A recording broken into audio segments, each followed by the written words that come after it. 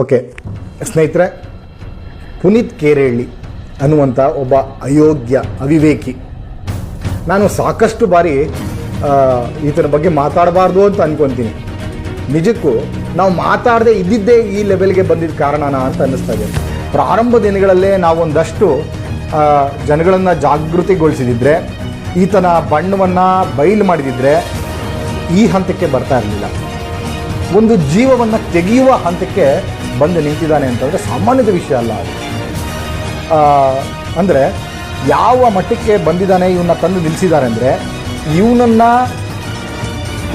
ಇವ್ರ ಜೊತೆಗೆ ಇಟ್ಕೊಂಡಿದ್ದೇ ಈ ಕೆಲಸಗಳನ್ನು ಮಾಡೋದಕ್ಕೆ ಅಂತ ಅನ್ನಿಸ್ತಾ ಇದೆ.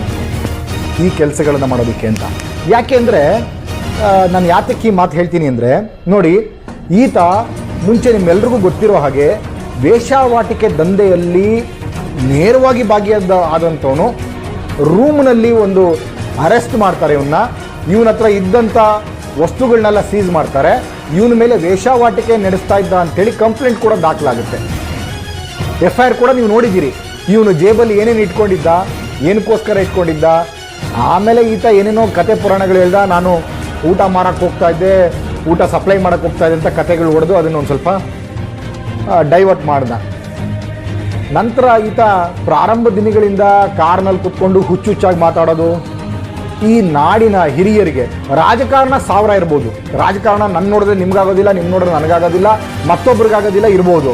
ಆದರೆ ಈ ರಾಜ್ಯದ ಒಬ್ಬ ಮಾಜಿ ಮುಖ್ಯಮಂತ್ರಿಗಳನ್ನು, ಈ ರಾಜ್ಯದ ಮಂತ್ರಿಗಳನ್ನು ಅಭಿಪ್ರಾಯ ಭೇದ ಇದೆ ಎನ್ನುವ ಕಾರಣಕ್ಕಾಗಿ ಅವರನ್ನು ಏಕವಚನದಲ್ಲಿ ಮಾಡೋದು, ಚಪ್ಪಲಿಯಲ್ಲಿ ಹೊಡಿತೀನಿ ಅನ್ನೋದು, ಈ ರೀತಿ ಪದಗಳನ್ನು ಬಳಸೋದು ಇದು ಸರಿಯಲ್ಲ. ನಾವು ಈತ ಹುಚ್ಚ ಇರ್ಬೋದು ಬಹುಶಃ, ಹಾಗಾಗಿ ಮಾತಾಡ್ಕೊತಾನೆ, ಇವ್ನಿಗೆ ಯಾರೂ ಸೊಪ್ಪು ಹಾಕೋದಿಲ್ಲ ಅಂತ ಅಂದ್ಕೊಂಡಿದ್ವಿ. ಆದರೆ ಈ BJPಯವ್ರಿಗೆ, ಒಂದಷ್ಟು ಈ ಡೊಂಗಿ ಹಿಂದುತ್ವವಾದಿಗಳಿಗೆ ಇಂಥವರೇ ಬೇಕಾಗಿರುವಂಥದ್ದು ಅಂತ ನಮಗೆ ಗೊತ್ತಾಗಿರಲಿಲ್ಲ. ಅವ್ರ ಕಾರ್ಯಸಿದ್ಧಿ ಆಗಬೇಕಷ್ಟೇ. ಎಂಥವನಾದರೂ ಪರವಾಗಿಲ್ಲ, ತಲೆ ಹಿಡ್ಕನ್ನಾದರೂ ಪರವಾಗಿಲ್ಲ, ಕರ್ಕೊಂಬಂದು ಜೊತೆಗೆ ಇಟ್ಕೊತಾರೆ ಅನ್ನೋದಕ್ಕೆ ಇವನೇ ನೈಜ ಉದಾಹರಣೆ. ಎಂಥವನಾದರೂ ಆಗಲಿ ಪರವಾಗಿಲ್ಲ, ಕರ್ಕೊಂಬಂದು ಜೊತೆಯಲ್ಲಿ ಇಟ್ಕೊಬೇಕು. ಇವನು ನಮ್ಮ ಬಾಸು ಅಂತ ಹೇಳ್ಕೊತಿದ್ನಲ್ಲ, ಮಿಸ್ಟರ್ ಎನ್ಪುಂಗ್ಲಿ, ಏನಾದ ಈಗ ಏನು ಹೇಳ್ತಾನೆ? ಈಗ ಇವತ್ತೊಬ್ಬರು ಈತನ ಆತ್ಮೀಯರೊಬ್ಬರು ಸಿಕ್ಕಿದ್ರು, ಹೆಸರು ಬೇಡ, ಕೋರ್ಟ್ ಹತ್ರ ಸಿಕ್ಕಿದ್ರು. ಈ ವಿಡಿಯೋ ನೋಡ್ತಾ ಇರ್ತಾರೆ ಬಹುಶಃ ಅವರು. ಅಂದರೆ ನನ್ನ ವಿಡಿಯೋ ಬಂದ ತಕ್ಷಣ ರಪ್ ಅಂತ ನೋಡುವಂಥ ಆಸಕ್ತಿ ಇರುವಂಥವ್ರೆ ಅವರು. ಇರಲಿ, ನಮ್ಮದು ಅವ್ರದ್ದು ಅಂತ ತಗರಾಲೇನಿಲ್ಲ. ಈ ಥರ ಭಿನ್ನಾಭಿಪ್ರಾಯಗಳು ಬೇರೆ ಬೇರೆದಲ್ಲಿದ್ದಾವೆ, ಆದರೆ ವೈಯಕ್ತಿಕ ತಗರಾಲೇನಿಲ್ಲ. ಹಾಗಾಗಿ ಅವ್ರು ಕೇಳಿದೆ, ಏನಿದು ಹಿಂಗೆ ಮಾಡ್ತಾ ಇದ್ದೀರಿ, ಈ ಥರ ಮಾಡುವ ಹಂತಕ್ಕೆಲ್ಲ ಬಿಟ್ಕೊಂಡಿದ್ದೀರಲ್ಲ ನೀವು, ಏನು ನಿಮ್ಮ ಇದರಲ್ಲಿ ಇದೇನಾ ನಡೆಯೋದು ಅಂತ ಕೇಳಿದ್ರೆ, ಇಲ್ಲ ಅದು ಆಕಸ್ಮಿಕವಾಗಿ ಸತ್ತಿರ್ತಾರೆ, ಇವರು ಮಾಡಿಲ್ಲ. ನಿಮ್ಮ ಕಿವಿಗೆ ಹೂವು ಇಟ್ಕೊಂಡಿದ್ದಾರೆ ಜನ ಕೇಳೋರು ಕಿವಿಗೆ ಹೂವು ಇಟ್ಕೊಂಡಿದ್ದಾರ. ಇವನು ಯಾವನಪ್ಪ ಹೋಗಿ ರಸ್ತೆಯಲ್ಲಿ ತಡೆಯೋದಕ್ಕೆ? ಈ ರಾಜ್ಯದಲ್ಲಿ ಪೊಲೀಸ್ ವ್ಯವಸ್ಥೆ ಇಲ್ಲವೇ?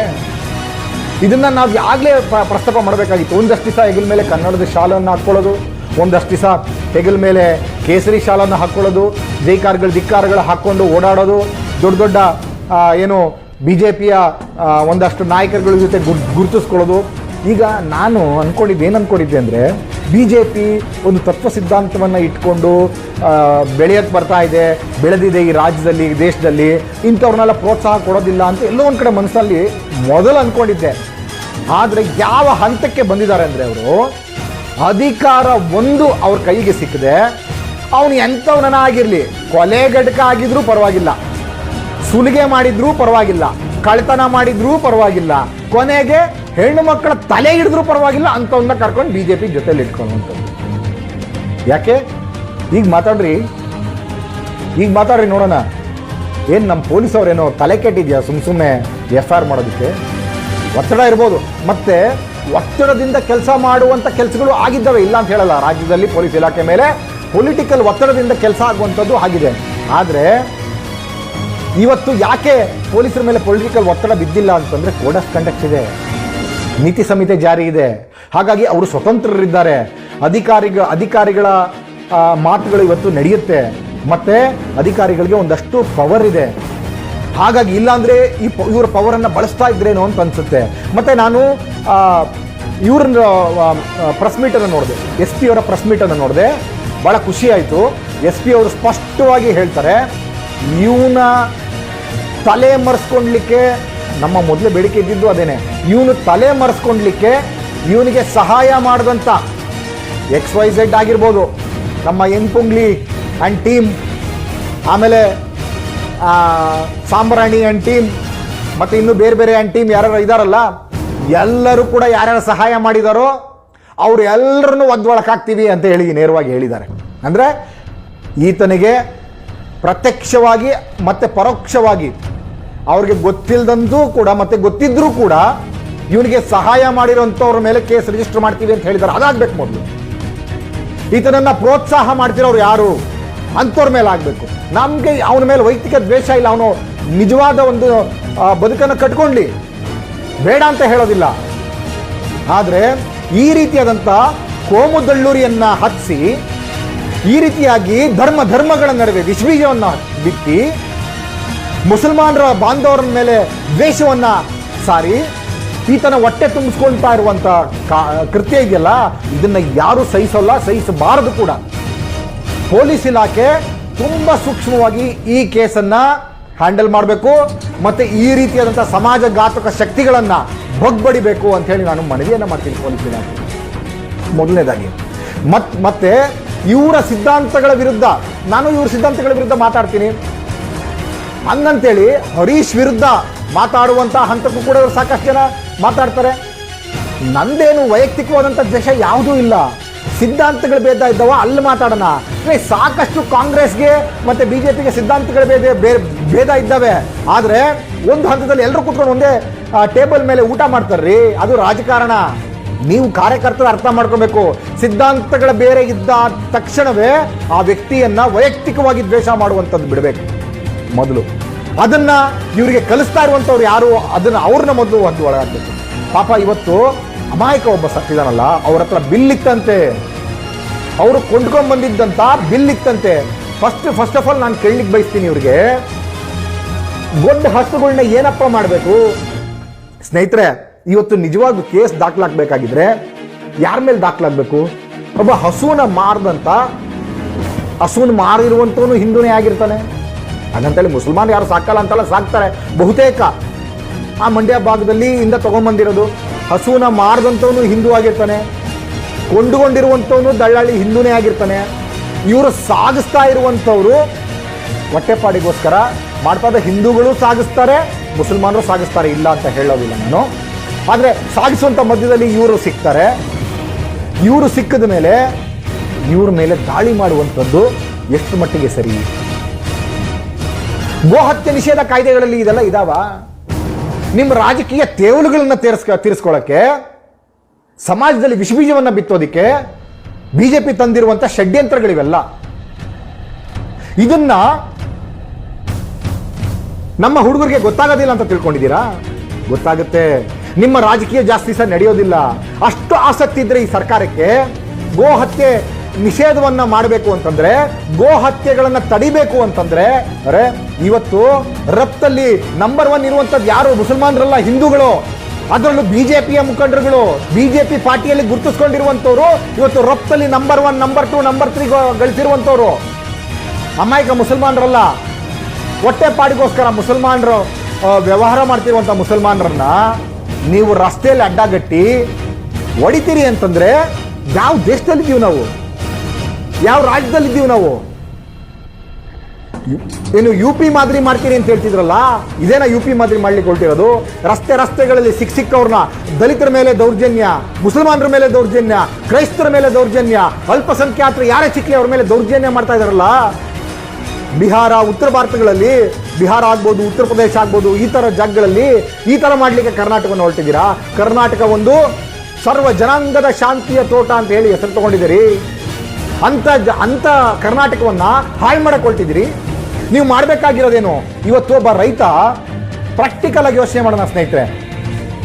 ಯಾರು ಹಾಲು ಕೊಡುವಂಥ ಹಸುನ ಯಾರ್ರೀ ಮಾರ್ತಾರೆ? ಯಾರು ಮಾರ್ತಾರೆ? ನಾನು ಮಾರ್ತೀನಾ?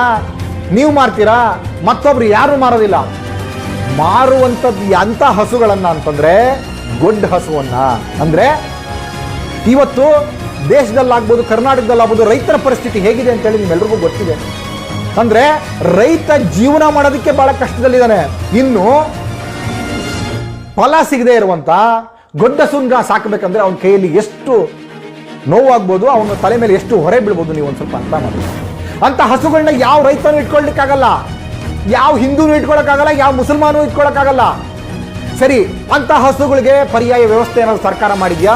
ನೀವು ಡೋಂಗಿ ಹಿಂದುತ್ವವಾದಿಗಳಿದ್ದೀರಲ್ಲ, ನೀವೆಲ್ಲ ಅಯೋಗ್ಯರು, ಮುಠಾಳ್ರು, ನೀವೆಲ್ಲ ಏನ್ ಮಾಡ್ತೀರಿ? ಭಜನೆ ಮಾಡ್ತೀರಲ್ಲ, ಹಿಂದೂ ನಮ್ಮ ತಾಯಿ ಮತ್ತೊಂದು ಇನ್ನೊಂದು ಅಂತೇಳಿ.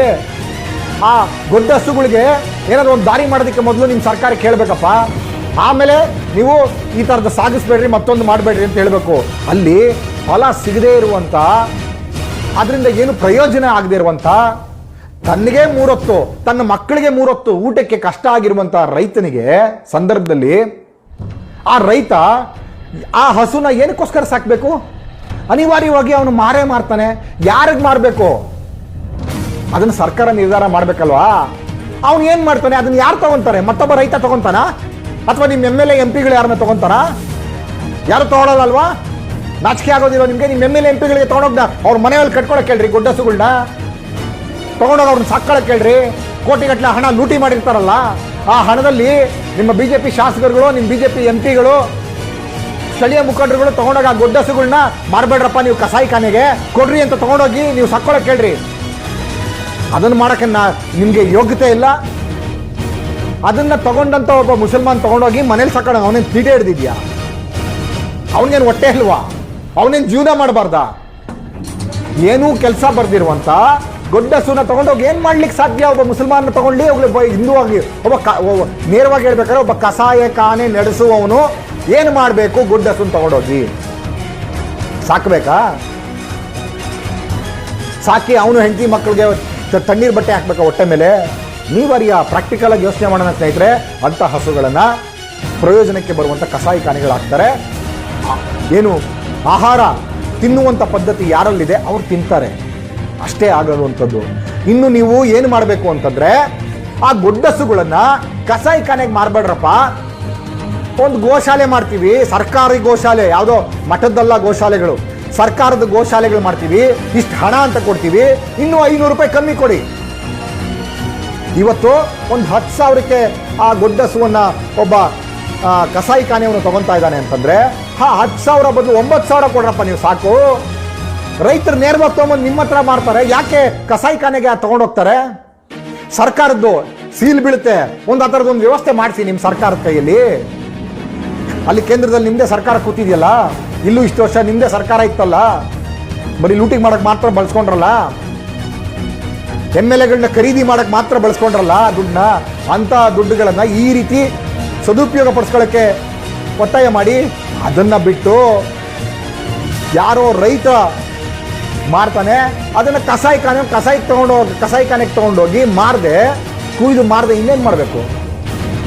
ಅಥವಾ ಕಸಾಯಿ ಖಾನೆಯವ್ರಿಗೆ ಒಂದು ಇದು ಕೊಟ್ಬಿಡಿ, ನೋಡ್ರಪ್ಪ ನಿಮ್ಗೆ ಯಾರ್ಯಾರು ಮಾರ್ತಾರೆ ತಗೊಂಬಂದು ಎಲ್ಲ MLA ಮನೆ ಹತ್ರ ಬಿಟ್ಬಿಡ್ರಪ್ಪ, ಅಥವಾ MP ಮನೆ ಹತ್ರ ಬಿಟ್ಬಿಡ್ರಪ್ಪ, ಅಥವಾ ನಾವು ಹಿಂದೂಗಳಿದ್ದೀವಿ, ಪೂಜ್ಯ ಭಾವನೆಯಿಂದ ನೋಡ್ತೀವಿ ಅಂತ ಹೇಳಿ ಹೇಳ್ತಾರಲ್ಲ 3% ಜನ, ಅವ್ರ ಮನೆಗಳ ಹತ್ರ ತೊಗೊಂಡೋಗಿ ನಿಲ್ಲಿಸ್ಬಿಡ್ರಪ್ಪ, ಅವ್ರ ಮನೆ ಇದರಲ್ಲಿ ಕೊಟ್ಟಿಗೆಯಲ್ಲಿ ಕಟ್ಟಾಕ್ಬಿಡ್ರಪ್ಪ, ಅವರೆಲ್ಲ ಸಾಕ್ಲಿ. ಎಲ್ಲೋ ಒಂದು ಕಡೆ ಗಲಗಂಟೆ ಅಲ್ಲಾಡಿಸೋ ಬದಲು ದಿನ ಆ ಗೋವುಗಳಿಗೆ ಗಲಗಂಟೆ ಅಲ್ಲಾಡಿಸ್ಕೊಂಡು ಅದನ್ನು ಪೂಜೆ ಮಾಡಿಕೊಂಡು ಅವ್ರ ಜೀವನ ಪಾವನ ಆಗಲಿ. ದಯಮಾಡಿ ಆ ಕೆಲಸ ಮಾಡಿ. ಅದನ್ನು ಬಿಟ್ಟು ಏನು ಕೆಲಸಕ್ಕೆ ಬರ್ದಿರುವಂಥ ಹಸುಗಳನ್ನ ದೊಡ್ಡ ಹಸುಗಳನ್ನ ತಗೊಂಡೋಗಿ ಮಾರ್ತಾ ಇದ್ರೆ ಅವ್ರನ್ನ ರಸ್ತೆ ಮಧ್ಯೆ ಹಿಡಿಯುವಂಥದ್ದು, ನೈತಿಕ ಪೊಲೀಸ್ಗಿರಿ ಮಾಡುವಂಥದ್ದು. ಏನು ಕರ್ನಾಟಕ ಏನು ನಿಮ್ಮ ಅಪ್ಪಂದು ಅಂದ್ಕೊಂಡಿದ್ದೀರಾ? ಯಾರು ಹೇಳೋರಿಲ್ಲ ಕೇಳೋರಿಲ್ಲ ಅಂದ್ಕೊಂಡಿದ್ದೀರಾ? ಪೊಲೀಸರಿಗೆ ಸಂಬಳ ಕೊಡ್ತಾ ಇರೋದೇನಕ್ಕೆ? ನಮ್ಮನ್ನು ರಕ್ಷಣೆ ಮಾಡೋದಕ್ಕೆ. ನಮ್ಮ ವ್ಯವಸ್ಥೆಯನ್ನು ನಾವು ಕಟ್ಕೊಂಡಿರೋದೇನಕ್ಕೆ? ಇಷ್ಟು ಸುಂದರವಾಗಿ ಬಾಬಾ ಸಾಹೇಬರು ರಚನೆ ಮಾಡಿಕೊಟ್ಟಿರೋದೇನಕ್ಕೆ? ನಮ್ಮಗಳ ರಕ್ಷಣೆಯನ್ನು ನಾವು ಮಾಡ್ಕೊಳ್ಲಿಕ್ಕೆ. ಹಾಗಾಗಿ ಅವ್ರಿಗೆ ಸಂಬಳವನ್ನು ಕೊಡ್ತಾ ಇದ್ದೀವಿ. ಒಂದು ಕಾನೂನಿದೆ, ಒಂದು ವ್ಯವಸ್ಥೆ ಇದೆ. ನಾನು ಹೋಗಿ ರಸ್ತೆಯಲ್ಲಿ ಹೊಡೆಯೋದಕ್ಕಾಗೋದಿಲ್ಲ.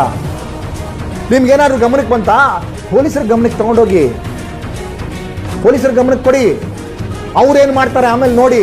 ಅದನ್ನು ಬಿಟ್ಟು ರಸ್ತೆಯಲ್ಲಿ ದೊಣ್ಣೆಯನ್ನು ಹಿಡ್ಕೊಂಡು ಪ್ರಿಲಿಮಿನರಿ ಸಾಕ್ಷಿ ಅದು ಸಾಕು ಪೊಲೀಸ್ ನೈತಿಕಗಿರಿಗೆ. ಇವತ್ತು ಆ ಕರಾವಳಿ ಭಾಗದಲ್ಲಿ ನಡೀತಾ ಇತ್ತು ಪುಂಡಾಟಿಕೆ. ಇವತ್ತು ಹಳೆ ಮೈಸೂರು ಪ್ರಾಂತ್ಯಕ್ಕೆ ಇಂಥ ಅವಿವೇಕಿಗಳ ಕೈಗೆ ಮೂಲಕ ಬಂದಿದೆ. ನಾವು ಎಚ್ಚೆತ್ಕೊಬೇಕಾಗಿದೆ. ಇಂಥವ್ರ ನಡ ಮುರಿಯುವಂಥ ಕೆಲಸವನ್ನು ಪೊಲೀಸರು ಮಾಡಬೇಕಾಗಿದೆ. ಎಲ್ಲೇ ಇಂಥವ್ರು ಸಿಕ್ಲಿ ಸ್ನೇಹಿತರೆ, ಇವರ ಬಾಲವನ್ನು ಬಿಚ್ಚೋದಿಕ್ಕೆ ಬಿಡಬಾರ್ದು. ಇವ್ರು ಎಲ್ಲೇ ನೈತಿಕ ಪೊಲೀಸ್ಗಿರಿ ಮಾಡ್ತಾರೆ ನಾವು ಹೆದ್ರು ಹೋಗ್ಬಾರ್ದು. ಯಾಕೆ? ಬಿಲ್ಲಿದೆ ತಗೊಳಪ್ಪ. ಆತ ಪಾಪ ಮಂಡ್ಯದಿಂದ ತಗೊಂಡ್ಬರುವಾಗ ಆತನ ಬಳಿ ಬಿಲ್ ಇತ್ತಂತೆ. ನಾವು ಹೇಳಿದಲ್ಲ, ಪೊಲೀಸರು ಹೇಳ್ತಾರಂತೆ. ಆ ಬಿಲ್ ಇತ್ತಂತೆ. ಇವರು ವಸೂಲಿ ಗಿರಾಕಿಗಳು. ಇವರು ವಸೂಲಿ ಗಿರಾಕಿಗಳು. ಹಾಗಾಗಿ ನಾವು ಏನೇ ಹೇಳಿದ್ರು ಕೂಡ ಅದು ತಪ್ಪಾಗುತ್ತೆ. ಇವತ್ತು ತನಿಖೆ ಆಗ್ತಾ ಇದೆ. ಪೊಲೀಸ್ ಇಲಾಖೆ ಮೇಲೆ ನಮ್ಮ ನಂಬಿಕೆ ಇದೆ. ಒಂದು ನಿಷ್ಪಕ್ಷಪಾತವಾದಂಥ ಒಂದು ತನಿಖೆ ನಡೀತಾ ಇದೆ.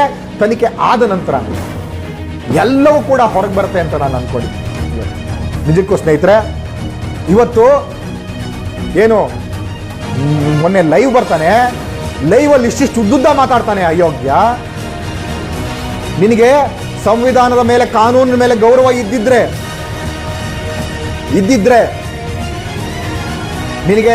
ನಿನ್ನ ಗಮನಕ್ಕೆ ಬಂದಿದೆ. ನನಗೆ ಸಮನ್ಸ್ ಮಾಡಿಲ್ಲ, ಪೊಲೀಸರು ಸಮನ್ಸ್ ಮಾಡಿಲ್ಲ, ನನಗೆ ಗೊತ್ತಿಲ್ಲ, ನಾನು ಕರೆದ್ರೆ ಹೋಗ್ತೀನಿ ಅಂತ ಹೇಳ್ತಿದ್ದಲ್ಲ.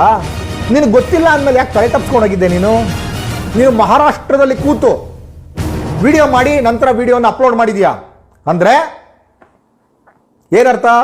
ನಿನಗೆ ಗೊತ್ತಿತ್ತು FIR ಆಗಿರುವಂಥದ್ದು, ನಿನ್ನ ನಾಲೆಜಿಗೆ ಬಂದಿದೆ, ತಲೆ ತಪ್ಪಿಸ್ಕೊಂಡು ಓಡೋಗಿದ್ಯಾ ಕಳ್ಳ ನೀನು ಕಾನೂನಿನ ಬಗ್ಗೆ ಮತ್ತೊಂದು ಇನ್ನೊಂದು ಗೌರವ ಕೊಡ್ತೀನಿ ಅಂತ ಮಾತಾಡ್ತೀಯಲ್ಲ. ಹುಬ್ಳಿಗೆ ಓಡೋಗಿದ್ಯಾ, ಹುಬ್ಳಿಯಿಂದ ಮಹಾರಾಷ್ಟ್ರಕ್ಕೆ ಹೋಗಿದ್ಯಾ, ಮಹಾರಾಷ್ಟ್ರದಿಂದ ಗುಜರಾತ್ಗೆ ಹೋಗಿದ್ಯಾ, ಗುಜರಾತ್ ಬಾರ್ಡರ್ನಲ್ಲಿ ರಾಜಸ್ಥಾನ್ ಎಂಟ್ರಿ ಆಗುವಾಗ ಸಿಗಾಕೊಂಡಿದ್ಯಾ. ಇವನು ಮತ್ತೆ ಆ ಅಮಾಯಕ ಹುಡುಗರನ್ನ ನೋಡಿದ್ರೆ ಬೇಜಾರಾಗುತ್ತೆ. ಅವನ ಜೊತೆಯಲ್ಲಿರುವಂಥ ಇವನಾದ್ರೂ ಹಾಳಾಗೋಗಿದ್ದಾನೆ. ಆ ಅಮಾಯಕ ಹುಡುಗರ ತಂದೆ ತಾಯಿಗಳು ನಿಮ್ಗಾದ್ರೂ ಬುದ್ಧಿ ಬೇಡವೆ? ಈ ವಿಡಿಯೋ ಏನಾದರೂ ಅವ್ರಿಗೆ ತಲುಪಿದ್ರೆ ನಿಮ್ಮ ಮಕ್ಕಳುಗಳನ್ನ ಬಂದೋಬಸ್ತ್ ಮಾಡ್ಕೊಳ್ಳಿ. ಈ ಅಫೀಮ್ಗೆ, ಈ ಡೋಂಗಿ ನೈಜ ಹಿಂದುತ್ವಕ್ಕೆ ಬೆಲೆ ಕೊಡಿ. ಈ ಡೋಂಗಿ ಹಿಂದುತ್ವದ ಅಫೀಮ್ಗೆ ನಿಮ್ಮ ಮಕ್ಕಳನ್ನ ಬಿಡಬೇಡಿ. ನಿಮ್ಮ ಮಕ್ಕಳನ್ನ ಹಾಳು ಮಾಡ್ತಾರೆ ಇವರು. ಹಾಗಾಗಿ ನಿಮ್ಮ ಮಕ್ಕಳನ್ನ ಇವ್ರ ಜೊತೆ ಸೇರಲಿಕ್ಕೆ ಬಿಡಬೇಡಿ ಸ್ನೇಹಿತರೆ. ಇವ್ರನ್ನೆಲ್ಲ ಬುದ್ಧಿ ಕಲಿಸುವಂತ ಕಾಲ ಬಂದಿದೆ. ಇವತ್ತು ಅವನ್ನ ಬಂಧನ ಕೂಡ ಆಗಿದೆ. ಇವತ್ತು ಇನ್ನೇನು ನಾಳೆ ನಾಳೆ ಕರ್ಕೊಂಡ್ಬರ್ತಾ ಇದ್ದಾರೆ. ಎಲ್ಲವನ್ನು ಬಿಡಿಸ್ತಾರೆ. ಅವನ ಮೇಲೆ 11ಕ್ಕೂ ಹೆಚ್ಚು ಕೇಸ್ಗಳಿದ್ದಾವೆ. ನೀವೆಲ್ಲ ಹೇಳ್ಬೋದು ಕೇಸ್ಗಳಿರೋದೇನು ದೊಡ್ಡದೇನಲ್ಲ. ನಮ್ಮ ಮೇಲೂ ಕೇಸ್ಗಳಿತ್ತು. ಆದರೆ ನಮ್ಮ ಮೇಲೆ ಇರುವಂಥದ್ದೆಲ್ಲ ಯಾವ ಕೇಸ್ಗಳು? ಹೋರಾಟದ ಕೇಸ್ಗಳು. ಯಾವುದು ನನ್ನ ಜೀವನದಲ್ಲಿ ಒಂದು ಪರ್ಸನಲ್ ಕೇಸ್ಗಳಿಲ್ಲ. ಎಲ್ಲ ಹೋರಾಟದ ಕೇಸ್ಗಳು. ನಮ್ಮ ಹೋರಾಟದ ಬಗ್ಗೆ ನಮಗೆ ಹೆಮ್ಮೆ ಇದೆ. 24ನೇ ವರ್ಷ ಇದು ನನ್ನ ಚಳವಳಿ ಜೀವನ. ಇಂಥ ಚಿಲ್ಲರೆಗಳ ಮೇಲೆ ಎಷ್ಟು ಜನ ನೋಡಿಲ್ಲ ನಾವು. ನಮ್ಮ ಬಗ್ಗೆ ಟೀಕೆಗಳನ್ನ ಮಾಡ್ತಾರೆ. ಇನ್ನು ಬರ್ತಾರೆ ನೋಡಿ, ಅವ್ರಿಗೆ ಅವಕಾಶ ಸಿಕ್ಕಿಲ್ಲ. ಒಂದಷ್ಟು ಜನ ಬ್ಲಾಕ್ ಮಾಡಿ ಬಿಸಾಕಿದ್ದೀನಿ. ಅವ್ರು ನೋಡ್ಬೋದು, ಲೈಕ್ ಕೊಟ್ಬೋದು, ಕಮೆಂಟ್ ಮಾಡ್ಲಿಕ್ಕೆ ಅವಕಾಶ ಇಲ್ಲ. ಹಾಗಾಗಿ ಸಾಕಷ್ಟು ಜನ ಬಂದಿಲ್ಲ. ನನಗಂಥವ್ರ ಅವಶ್ಯಕತೆ ಇಲ್ಲ, ಬೇಕಾಗಿಲ್ಲ. ಈಗ ನನ್ನನ್ನು ಅಭಿಮಾನಿಸುವ, ನನ್ನ ವಿಚಾರಧಾರೆಗಳನ್ನು ಗೌರವಿಸುವ, ನನ್ನ ಹೋರಾಟಗಳನ್ನು ಗೌರವಿಸುವ ನೀವೆಲ್ಲ ನನಗೆ ಸಾಕು. ನಿಮ್ಮ ಬೆಂಬಲ ಸಾಕು ನನಗೆ. ಅಂತ ಅಯೋಗ್ಯರು ನನ್ನ ವಾಲಿಗೆ ಬಂದು ಮಾತಾಡುವಂಥ ಅವಶ್ಯಕತೆ ಇಲ್ಲ. ನಾನೇನು ಅಂತಾನೆ ಗೊತ್ತಿಲ್ಲ ಅವ್ರಿಗೆ. ಅವರೆಲ್ಲ ಫೇಸ್ಬುಕ್ ಬಂದ ಮೇಲೆ ಉಟ್ಕೊಂಡಿರುವಂಥ ಜನ ಅಭಿಮಾನಿಗಳು ಯಾರು? ಡೋಂಗಿ ಹಿಂದುತ್ವವಾದಿಗಳು. ಹಾಗಾಗಿ ಈ ಫೇಸ್ಬುಕ್ ಬರೋಕ್ಕಿಂತ ಮುಂಚೆಯೇ ಹೋರಾಟದ ಹಾದಿಯಲ್ಲಿ ಇರುವಂಥವ್ರು ನಾವು. ಒಂದು ತತ್ವ ಸಿದ್ಧಾಂತಕ್ಕೆ ಬದ್ಧವಾಗಿರುವಂಥವ್ರು. ಹಾಗಾಗಿ ಸ್ನೇಹಿತರೆ, ಇವತ್ತು ಆ ಅಮಾಯಕ ಹುಡುಗರ ಮನೆಗೆ ನಾವು ಇಷ್ಟರಲ್ಲೇ ಹೋಗ್ತಾ ಇದ್ದೀವಿ. ನಮ್ಮ ತಂಡ ಇಷ್ಟರಲ್ಲೇ ಹೋಗ್ತಾ ಇದ್ದೀವಿ. ಅವ್ರಿಗೆ ಆದಷ್ಟು ಸಹಾಯವನ್ನು ಕೂಡ ಮಾಡಬೇಕು ಅಂತ ಅಂದ್ಕೊಂಡಿದ್ದೀವಿ. ಅದನ್ನು ಎಲ್ಲರ ಮುಂದೆ ಬಹಿರಂಗವನ್ನು ಪಡಿಸಿ ಮಾಡಿ ಶಬಾಷ್ಗಿರಿ ತಗೊಳ್ಳುವಂಥ ಉದ್ದೇಶನೂ ನಮಗಿಲ್ಲ. ನಾವು ಅವ್ರ ಮನೆಗೆ ಹೋಗ್ತಾ ಇದ್ದೀವಿ. ಅವ್ರಿಗೆ ನಮ್ಮ ಕೈಲಿ ಏನಾಗುತ್ತೋ ಆ ಸಹಾಯವನ್ನು ಕೂಡ ಮಾಡ್ತೀವಿ. ಮತ್ತು ತಪ್ಪಿತಸ್ಥರಿಗೆ ಸರಿಯಾದ ಶಿಕ್ಷೆಯನ್ನಾಗಬೇಕು. ಯಾರೇ ಆಗಿರಲಿ, ಹಿಂದೂ ಆಗಲಿ, ಮುಸ್ಲಿಂ ಆಗಲಿ, ಯಾರೇ ಆಗಲಿ, ಮನುಷ್ಯ. ಮೊದಲು ನಾವೆಲ್ಲ ಮನುಷ್ಯರ ರೀತಿ ವರ್ತಿಸ್ಬೇಕು. ಅವನ ತಲೆ ಮೇಲೆ ಟೋಪಿ ಇತ್ತು, ಗಡ್ಡ ಇತ್ತು, ಅವನು ಮುಸಲ್ಮಾನ ಅಂದಿದ ತಕ್ಷಣವೇ ಅವನನ್ನು ಹೊಡೆದು ಸಾಯಿಸುವ ಮಟ್ಟಕ್ಕೆ ಬರೋದಾದರೆ ಪ್ರಜಾಪ್ರಭುತ್ವ ವ್ಯವಸ್ಥೆಗೆ ಕಳಂಕ ಇಂಥವರಿಲ್ಲ. ಮತ್ತು ನನ್ನೆಯೂ ಕೂಡ ಆ ಪೊಲೀಸರ ಮೇಲೆ ಏನಂತ ತಿಳ್ಕೊಂಡೆ, ಇವನಿಗೆ ಕಳೆದ ಸಾರಿ ಕೆಂಪೇಗೌಡರನ್ನ ಅವಮಾನಿಸಿದಾಗ, ಒಂದಷ್ಟು ಕನ್ನಡ ಪರ ಹೋರಾಟಗಾರರನ್ನ ಮೇಲೆ ಅವಮಾನಿಸಿದಾಗ ಇವನಿಗೆ ಸರಿಯಾಗಿ ನೋಡ್ಕೊಳ್ಳೋಂಗೆ ಇವನಿಗೆ ಒಂದು ಕಾನೂನು ರೀತಿ ಬುದ್ಧಿ ಕಲಿಸಿದ್ರೆ ಈ ಹಂತಕ್ಕೆ ಬರ್ತಾ ಇರಲಿಲ್ಲ ಅವನು. ನಾವು ನೆಗ್ಲೆಕ್ಟ್ ಮಾಡಿಬಿಟ್ವಿ. ಇವತ್ತು ಕುಮಾರಸ್ವಾಮಿಯವರು ಯಾವುದೇ ಪಾರ್ಟಿ ಆಗಿರ್ಬೋದು, ನಾನು ಅವ್ರ ಪಾರ್ಟಿಯವನಲ್ಲ. ಆದರೆ ಈ ರಾಜ್ಯದ ಮಾಜಿ ಮುಖ್ಯಮಂತ್ರಿ, ಈ ರಾಜ್ಯದಲ್ಲಿ ಕೆಲಸ ಮಾಡಿರುವಂಥ ಸಿದ್ದರಾಮಯ್ಯನವರು, ಈ ರಾಜ್ಯದ ಮಾಜಿ ಮುಖ್ಯಮಂತ್ರಿಗಳು, ಸಿದ್ದರಾಮಯ್ಯ ಅನ್ನೋದು ಈ ಥರದ ಅವಿವೇಕಿತನ ಇದೆಯಲ್ಲ, ಇದು BJPಯವರ ಡೊಂಗಿ ದೇಶಪ್ರೇಮದ ಪ್ರತಿಬಿಂಬ, ಡೊಂಗಿ ರಾಜಕಾರಣದ ಪ್ರತಿಬಿಂಬ ಇವನು. ಅವರ ಮನಸ್ಸಿನಲ್ಲಿ ಏನೇನು ವಿಕೃತ ಇದೆಯೋ ಆ ವಿಕೃತವನ್ನೆಲ್ಲ ಇವನ ಮೂಲಕ ಮಾತಾಡಿಸ್ತಾ ಇದ್ದಾರೆ. ಹಾಗಾಗಿ ನಾವು ಅರ್ಥ ಮಾಡ್ಕೊಬೇಕಾಗಿದೆ, ಜನ ಕೂಡ ಅರ್ಥ ಮಾಡ್ಕೊಬೇಕಾಗಿದೆ ಇವ್ರು ಎಂಥ ಜನ ಅಂತ ಹೇಳಿ. ಯಾವ್ದನ್ನ ಇವ್ರು ಮಾತಾಡ್ಲಿಕ್ಕಾಗಲ್ವೋ ಅದು ಈ ಥರ ಜನಗಳ ಕೈಯಲ್ಲಿ ಮಾತಾಡಿಸ್ತಾ ಇದ್ದಾರೆ. ಹಾಗಾಗಿ ಇದು ನಿಷ್ಪಕ್ಷಪಾತವಾಗಿ ತನಿಖೆ ಆಗಬೇಕು. ಇವನ ಹಿಂದೆ ಯಾರ್ಯಾರು ಇದ್ದಾರೆ, ಇವನಿಗೆ ಯಾರ್ಯಾರು ಸಹಾಯ ಮಾಡಿದ್ರು, ಇವನಿಗೆ ಹಣ ಯಾರು ಕೊಟ್ಟರು, ಇವನಿಗೆ ಹೊರಗಡೆ ಯಾರು ಕಳಿಸಿದ್ರು, ಮತ್ತೆ ಅಲ್ಲಿ ಬರಲಿಕ್ಕೆ ಕಾರಣ ಏನು, ಇಲ್ಲಿ ಮಂಡ್ಯದಲ್ಲಿ ಇವನಿಗೆ ಪ್ರೋತ್ಸಾಹ ಕೊಟ್ಟವ್ರು ಯಾರು, ಅಲ್ಲಿ ಪ್ರೋತ್ಸಾಹ ಕೊಟ್ಟವ್ರು ಯಾರು, ಇವ್ರಿಗೆಲ್ಲರನ್ನು ಕೂಡ ಬಂಧಿಸ್ಬೇಕು. ಒಂದು ಒಳ್ಳೆ ಮೆಸೇಜನ್ನು ರಾಜ್ಯ ಪೊಲೀಸ್ ಇಲಾಖೆ, ರಾಮನಗರ ಪೊಲೀಸ್ ಇವತ್ತು ಈ ರಾಜ್ಯಕ್ಕೆ ಒಂದು ಒಳ್ಳೆ ಸಂದೇಶವನ್ನು ಕೊಡಬೇಕು. ತಪ್ಪಿತಸ್ಥರು ಯಾರೇ ಮಾಡಿದ್ರು ಕಾನೂನು ಕೈಗೆ ತಗೊಂಡ್ರೆ ನಡ ಮುರಿತೀವಿ ಅನ್ನುವಂಥ ಸಂದೇಶವನ್ನು ಕೊಡಬೇಕು ಅಂಥೇಳಿ ನಾನು ಬಯಸ್ತೀನಿ ಸ್ನೇಹಿತರೆ. ಹಾಗಾಗಿ ಇಂಥವ್ರನ್ನ ಇನ್ನು ಮುಂದೆ ಇದು ಒಂದು ಪಾಠ ಆಗಬೇಕು. ಯಾರಾದರೂ ನೈತಿಕ ಪೊಲೀಸ್ಗಿರಿ ಮಾಡ್ತಾರೆ ನಮ್ಗೆ ಯಾಕೆ ಅಂತ ಹೇಳಿ ಬಿಟ್ಟು ಹೋಗ್ಬಾರ್ದು. ಇಂಥವ್ರನ್ನ ಒಗ್ಗಟ್ಟಾಗಿ ಯಾವತ್ತು ಆ ಸಾತ್ನೂರು ಸರ್ಕಲಲ್ಲಿ ಒಂದಷ್ಟು ಜನ ಹಿಂದೂ ಯುವಕರೇ, ಒಂದಷ್ಟು ಜನ ಮುಸಲ್ಮಾನ್ ಯುವಕರೇ ಅಡ್ಡಗಟ್ಟಿ ಇವ್ರನ್ನ, ನೀನು ಯಾವನೋ ಕೇಳೋದಿಕ್ಕಿದೆನ್ನಲ್ಲ, ಪೊಲೀಸ್ ಇದ್ದಾರೆ, ಪೊಲೀಸ್ ಕಂಪ್ಲೇಂಟ್ ಕೊಡು, ನೀನು ಯಾವನ್ ರಸ್ತೆಯಲ್ಲಿ ದೊಣ್ಣೆ ಹಿಡ್ಕೊಂಡು ಕೇಳೋದಕ್ಕೆ ನಮ್ಮ ಕಾರ್ಯಕರ್ತರು ಅಟ್ಟಿಸ್ಕೊಂಡು ಹೋಗಿದ್ದಾರೆ. ಇವನೇನು ಪೊಲೀಸು, ಇವನೇನು ಏನು BSF ಪೊಲೀಸು ಅಥವಾ ಸೆಂಟ್ರಲ್ ಕ್ರೈಮ್ ಬ್ರಾಂಚು, ಇವನು ಹುಡುಗರು ಅಟ್ಟಿಸ್ಕೊಂಡು ಹೋಗಿದಾರಂತೆ. ಇಷ್ಟು ಪ್ರಿಲಿಮಿನರಿ ಸಾಕ್ಷಿ ಸಾಕು ಇವನನ್ನ ಬಂಧಿಸ್ಲಿಕ್ಕೆ. ಇವನ ಮೇಲೆ ಗೂಂಡಾ ಕಾಯ್ದೆಗಳನ್ನ ಹಾಕಿ ಬಂಧಿಸ್ಬೇಕು, ಒದ್ದು ಒಳಕಾಕ್ಬೇಕು. ಇವನು ಏನಂತ ತಿಳ್ಕೊಂಡಿದ್ರು, ರಸ್ತೆಯಲ್ಲಿ ನಿಂತ್ಕೊಂಡು ಪೊಲೀಸರು ಮಾಡೋ ಕೆಲಸವನ್ನ ಇವನು ದೊಣ್ಣೆ ಹಿಡ್ಕೊಂಡು, ಲೊಟ್ಟಗಳು ಹಿಡ್ಕೊಂಡು, ಬ್ಯಾಟ್ಗಳು ಹಿಡ್ಕೊಂಡು ರಸ್ತೆಗೆ ಬಂದು ನಿಂತ್ಕೊಂಡು ಇಷ್ಟು ಮಾತಾಡ್ತಾನೆ ಅಂತಂದ್ರೆ, ಪೊಲೀಸ್ ಸ್ಟೇಷನಲ್ಲಿ ನಾನು ರೀ ಬುಡಿಕೇರ್, ಇವನೇನು ಮೇಲಿಂದ ಇಳಿದು ಬಂದಿದ್ದಾನೆ, ಸ್ವತಂತ್ರ ಸೇನಾನಿ, ಇವನು ಸ್ವತಂತ್ರ ಸೇನಾನಿ, ನಾನು ಬುಡಿಕೇರಳಿ ಅಯೋಗ್ಯನ ತಗೊಂಬಂದು ಇಂಥ ಅಯೋಗ್ಯರನ್ನ ಬೆಳೆಸಿ, ಮತ್ತೆ ಒಂದಷ್ಟು ಮಾಧ್ಯಮಗಳಿದ್ದಾವಲ್ಲ, ಬೇಜವಾಬ್ದಾರಿ ಮಾಧ್ಯಮಗಳು, ಇದೇ ರೀತಿ ಏನಾದರೂ ಕೊಲೆ ಕರಾವಳಿ ಭಾಗದಲ್ಲಿ ಒಬ್ಬ ಹಿಂದೂ ಯುವಕಂದಾಗಿದ್ರೆ ಏನ್ರಿ ಮಾಡ್ತಾ ಇದ್ರಿ ನೀವು? ಏನ್ರಿ ಮಾಡ್ತಾ ಇದ್ರಿ? ನಾಚಿಕೆ ಆಗೋದಿಲ್ವಾ ನಿಮಗೆ ಮೀಡಿಯಾಗಳಿಗೆ? ಹಿಂದುತ್ವದ ಹಣೆಪಟ್ಟಿಗಳನ್ನು ಹಾಕೊಂಡಿರುವಂಥ ರಂಗನಾಥ್ ಭಾರದ್ವಾಜ ಅಷ್ಟೇ, ಪಬ್ಲಿಕ್ ಟಿವಿ ರಂಗನಾಥು ಅಷ್ಟೇ, ಸುವರ್ಣ ಚಾನೆಲ್ಲು ಅಷ್ಟೇ, ಎಲ್ಲರೂ ಅಷ್ಟೇ, ಎಲ್ಲ ಚಾನೆಲ್ಗಳು ಅಷ್ಟೇ. ಏನು ಮಾಡ್ತಾ ಇದ್ದೀರಿ? ಒಂದು ಕನಿಷ್ಠ ಸುದ್ದಿಯನ್ನ, ಇವನ ಇತಿಹಾಸವನ್ನ ಯಾತಕ್ಕೋಸ್ಕರ ಆಯ್ತು ನೀವು ಇನ್ವೆಸ್ಟಿಗೇಷನ್ ಕೂಡ ಮಾಡ್ತಿರೋಲ್ಲ. ನೀವು ಯಾರೋ ಒಬ್ಬ ಕಚ್ಚೆ ಹರಕಂದು ಹೋಗಿ ಮನೆ ಮುಂದೆ ನಿಂತ್ಕೊಂತೀರಿ, ಕಚ್ಚೆ ಹರಕಂದು ಸುದ್ದಿ ಬಂದಿದ ತಕ್ಷಣ ಆ ಹೆಣ್ಮಗಳು ಯಾರು, ಇವನು ಎಲ್ಲಿದ್ದ, ಯಾವ ಅಪಾರ್ಟ್ಮೆಂಟ್ಗೆ ಹೋಗಿದ್ರು, ಎಲ್ಲೆಲ್ಲಿ ನಡೀತು, ಏನು ನಡೀತು ಅಂತೇಳಿ ಇನ್ವೆಸ್ಟಿಗೇಷನ್ ಮಾಡ್ತೀರಲ್ಲ. ಒಂದು ಜೀವ ಹೋಗಿದೆ, ಅದು ಹಿಂದೂ ಮುಸ್ಲಿಂ ಮತ್ತೊಂದು ಇನ್ನೊಂದು ಯಾವುದೇ ಜೀವ ಆಗಿರಲಿ, ಅದನ್ನು ನೀವೊಂದಷ್ಟು ತನಿಖೆಯನ್ನು ಮಾಡಿ ಈ ಸಂದರ್ಭದಲ್ಲಿ ಸುದ್ದಿಯನ್ನು ಮಾಡಬೇಕಿತ್ತು. ಜನ ಜಾಗೃತರಾಗುವಂಥ ಸಂದರ್ಭ ಇದು, ಚುನಾವಣಾ ಸಂದರ್ಭ, ಜನ ಡಿಸೈಡ್ ಮಾಡುವಂಥ ಸಂದರ್ಭ. ಇಂಥ ಸಂದರ್ಭದಲ್ಲಿ ಕನಿಷ್ಠ ಸುದ್ದಿಯನ್ನು ಮಾಡಿ ಕೂಡ ಅವನಿಗೆ ಚೀಮಾರಿ ಹಾಕಲಿಲ್ಲ ಅಂದ್ರೆ ನೀವೆಂತ ಮಾಧ್ಯಮಗಳಿರಿ? ಇವತ್ತು ಇದೇನಾದರೂ ಒಬ್ಬ ಹಿಂದೂ ಯುವಕ ಆಗಿದ್ರೆ ಅವನು ಓಟಿ ರವಿ ಇಳಿತಿದ್ದ ಕೆಳಕ್ಕೆ, ಶೋಭಾ ಕರಂದ್ಲಾಜೆ ಇಳಿತಿದ್ರು ಕೆಳಕ್ಕೆ, ಇನ್ನಿದಾರಲ್ಲ ಎಲ್ಲ ಬಾಯ್ ಪಡ್ಕೊಂಡು, ಇನ್ನೊಬ್ರು ಯಾರೋ ಇದಾರಲ್ಲ ಕೂದಲೆಲ್ಲ ಕೆರ್ಕೊಂಡು ರಾಕ್ಷಸಿ ಥರ ಬರೋದು, ಯಾರೋ ನಟಿ ಅವಿನಾಶ್ ಅವರ ಶ್ರೀಮತಿ ಆಯಮ್ಮ, ನಮ್ಮ ಹಿಂದೂ ಯುವಕನ ಕೊಳೆ ಆಗೋಯ್ತು ಅಯ್ಯಯ್ಯೋ ಅಂತ ಬಾಯಿ ಬಡ್ಕೊಂಡು ಬೀದಿಗೆ ಇಳ್ಕೊಂಡು ಅದೇ ಒಂದು ಚುನಾವಣೆ ಅಸ್ತ್ರ ಮಾಡಿಕೊಂಡು ಇವತ್ತು ಚುನಾವಣೆಯನ್ನು ಎದುರಿಸ್ತಾ ಇರುವಂಥ ಕೆಲಸವನ್ನು ಮಾಡ್ತಿದ್ರಿ. ಮತ್ತೆ ಇನ್ನೂ ಒಂದು ನಾನು ಮನವಿಯನ್ನು ಮಾಡ್ತೀನಿ, ಕರಾವಳಿ ಭಾಗದಲ್ಲಿರುವಂಥ ಹಿಂದೂಗಳಿಗಾಗ್ಬೋದು, ಮುಸಲ್ಮಾನರಿಗಾಗ್ಬೋದು, ಮತ್ತೆ ಕರ್ನಾಟಕದಲ್ಲಿ ಒಟ್ಟಾರೆ ಹಿಂದೂ ಮುಸಲ್ಮಾನ್ ಹುಡುಗರುಗಳಿಗಾಗ್ಬೋದು, ನಾನು ಮನವಿಯನ್ನು ಮಾಡ್ತೀನಿ, ಇವರು ದ್ವೇಷದ ರಾಜಕಾರಣಕ್ಕೆ ಬಲಿಯಾಗಬೇಡಿ, ದಯಮಾಡಿ ಗಲಾಟೆಗಳಲ್ಲಿ ಪಾಲ್ಗೊಳ್ಬೇಡಿ. ಚುನಾವಣೆ ಮುಗಿಯೋ ತನಕ ನಿಮ್ಮ ಒಂದು ಸಾವು ಬಿದ್ದರೆ ಸಾಕು, ಇವರು ರಾಜಕಾರಣಕ್ಕೆ ಬಳಸ್ಕೊಂತಾರೆ, ಒಂದು ಸಾವಿಗೋಸ್ಕರ ಕಾಯ್ತಾ ಇದ್ದಾರೆ. ಇವರು ಒಬ್ಬ ಹಿಂದೂ ಯುವಕನ ಸಾವಿಗೋಸ್ಕರ ಕಾಯ್ತಾ ಇದ್ದಾರೆ. ಏನಾದರೂ ಒಂದು ಹಿಂದೂ ಯುವಕ, ಒಂದು ಮುಸಲ್ಮಾನ್ ಯುವಕ ಏನಾದರೂ ಬೀದಿಗೆ ಬಂತು ಅಂತಂದ್ರೆ ಅವರಿಬ್ಬರ ಮಧ್ಯೆ ಜಗಳವನ್ನು ತಂದಾಕಿ ಅದರ ರಾಜಕಾರಣವನ್ನು ಬಳಸ್ಕೊಂಡು ಓಟಾಗಿ ಪರಿವರ್ತನೆ ಮಾಡುವಂಥ ಕೆಲಸವನ್ನು ಮಾಡ್ತಾರೆ. ದಯಮಾಡಿ ಯಾರು ಇನ್ನು ಸ್ವಲ್ಪ ದಿವಸಗಳ ಕಾಲ ಅಲ್ಲ, ಪರ್ಮನೆಂಟ್ ಆಗಿ ಯಾರು ಕೂಡ ಈ ಥರದ ಗಲಾಟೆಗಳಲ್ಲಿ ಪಾಲ್ಗೊಳ್ಬೇಡಿ. ನಿಮ್ಮನ್ನು ಬಲಿಪಶು ಮಾಡ್ತಾರೆ. ಹರ್ಷ ಹೇಗಾದ ಆ ರೀತಿ ನಿಮ್ಮ ಮಕ್ಕಳು ಕೂಡ ಆಗ್ತಾರೆ. ಇವತ್ತು ರಾಜಕಾರಣ ಬರ್ತಾ ಇದೆ, ಈಶ್ವರಪ್ಪನಿಗೆ ಟಿಕೆಟ್ ಕೊಡದೆ ಹರ್ಷರಾಗ್ತಾನಿಗೆ ಟಿಕೆಟ್ ಕೊಡ್ರಿ, ನಿಮ್ಮ ತಾಕತ್ತಿದ್ರೆ ನೋಡೋಣ. ಹಿಂದುತ್ವ ಹೋಗಿ ಎಲ್ಲರೂ ಕೂಡ ನಾವು ಅಂತ ಮುಂದೆ ನಿಂತ್ಕೊಂಡು ಹೋಗಿ ಮಾಡಿದ್ರಲ್ಲ, ಕೊಡ್ರಿ ತಾಕತ್ತಿದ್ರೆ ನೋಡೋಣ.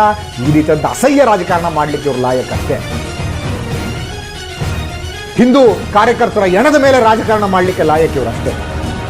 ಆ ಹಿಂದೂ ಎಣದ ಮೇಲೆ ಏನು ರಾಜಕಾರಣವನ್ನು ಮಾಡ್ತಾ ಇದ್ರಲ್ಲ, ಅದೇ ಇವತ್ತು ನಿಮಗೆ ಮುಳುವಾಗುತ್ತೆ. ಅದರಿಂದ ನಿಮ್ಮ ಸರ್ಕಾರವನ್ನು ಕೂಡ ಬೀಳುತ್ತೆ ಈ ಸಲ, ನೋಡಿ ಹೇಳಿರ್ತೀನಿ.